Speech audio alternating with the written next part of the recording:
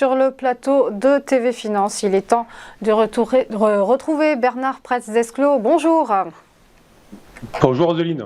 Vous êtes le fondateur d'Ewinvest et on va donc évoquer la situation du CAC qui, on le sait, est dans la tourmente suite à la crise, à la déroute du secteur bancaire. La semaine dernière, en hebdomadaire, le CAC a lâché 4%, un nouveau dérapage sur fond de défiance accrue des investisseurs vis-à-vis de ce secteur bancaire. Ce matin, la crise de nerfs devrait être évitée grâce au sauvetage en urgence de Crédit Suisse.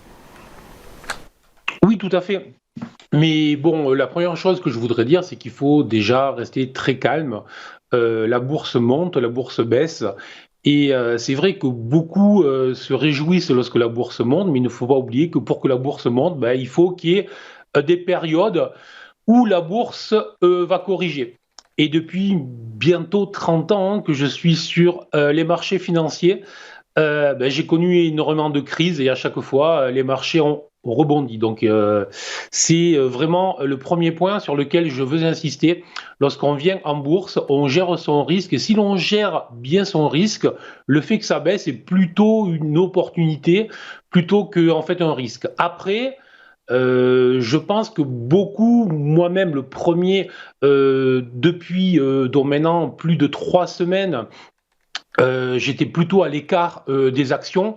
Je considérais qu'au-delà de 7300 points, le marché français était nettement surévalué et qu'une correction allait venir. Alors, il s'avère que cette correction se fait sur des problématiques financières, ce qui nous rappelle de mauvais souvenirs pour ceux qui étaient là en 2007-2008, effectivement, car c'est de cette manière que la crise financière a débuté.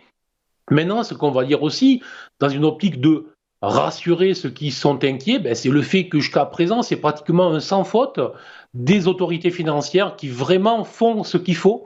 On l'a vu avec la Silicon Valley Bank, puisque l'État a donc immédiatement assuré que les sommes déposées étaient assurées, justement. Puis ensuite, il y a eu ce qu'il fallait et on voit bien que la Fed a mis de la liquidité. Et ce week-end, on voit que le Crédit Suisse, ça ressemble fortement à une liquidation qui ne dit absolument pas son nom. Alors, c'est un rachat, donc on appelle aujourd'hui une liquidation un rachat, mais ça reste le fait qu'une banque disparaît, qu'elle est rachetée à un prix ridicule.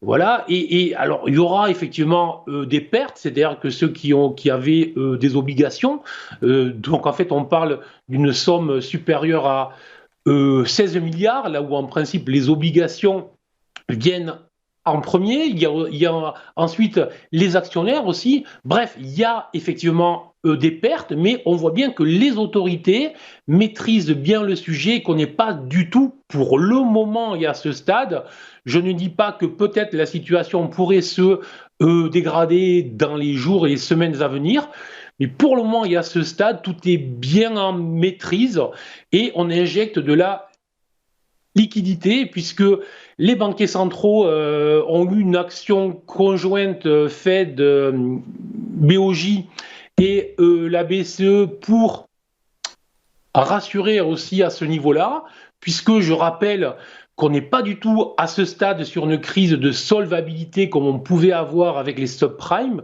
On est bien sur une problématique de liquidité et en ce sens, les banquiers centraux ont les moyens de répondre. Donc, il y a une crise de confiance, mais cette crise de confiance est tout à fait légitime parce que notamment en Europe, je considérais que les marchés allaient trop cher, trop vite. Tout simplement, il y a un repli, c'est plutôt sain, c'est plutôt propre. Alors jusqu'où peut aller ce repli? C'est évidemment la question qui vaut cher. 6800, 820 qui a été fait ce matin en hors marché était vraiment un objectif très clair que j'avais moi depuis les 7300 points. Donc pour le moment, on voit que l'on rebondit dès l'ouverture sur ce niveau-là.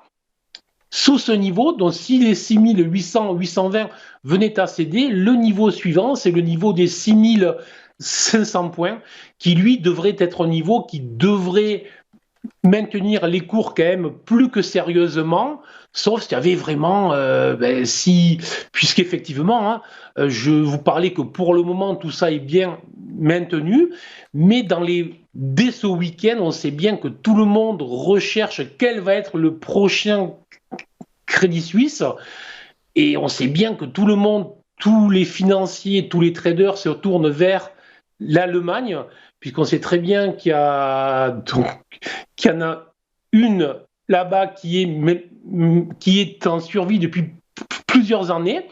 Donc on va surveiller ça, on va surveiller tous les développements sur les prochaines heures, les prochaines journées, les prochaines semaines, mais je dis bien, les marchés montent, les marchés rebaissent, corrigent, c'est tout à fait sain, donc ne nous affolons pas.